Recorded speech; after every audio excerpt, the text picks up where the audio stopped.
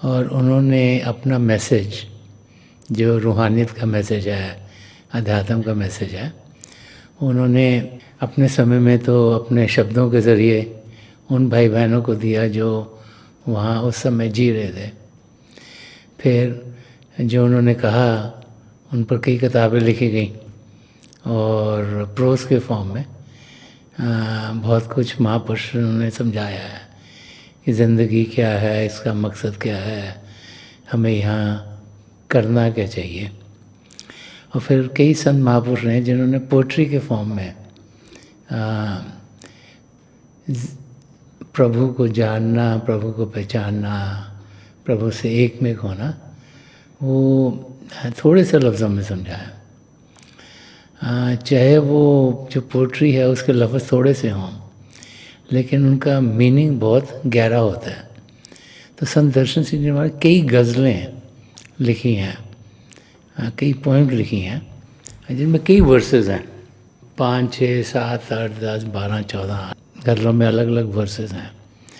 और एक गज़ल जब लिखी जाती है तो उसका एक एम होता है, एक थॉट पैटर्न है जिसमें वो लिखी जा रही है, लेकिन वो जनरल एम सेम होते हुए भी उसके जो वर्सेस हैं, हर एक वर्स अपना ही मीनिंग प्रोड्यूस करता है।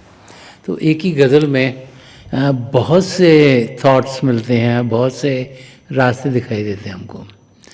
तो संत दर्शन सिंह जी महाराज जो चाहते थे कि हम पहले तो ज़िंदगी के मकसद को जानें, उसे पहचानें, फिर जो हमारी रोज़ की ज़िंदगी है इसको हम जी कैसे रहे हैं, उसको हम सुधारें कैसे, कैसे हम अपनी मंजिल की ओर जाएं, वो अपने लफ्ज़ों के ज़रिए हमें समझाते चले आए हैं।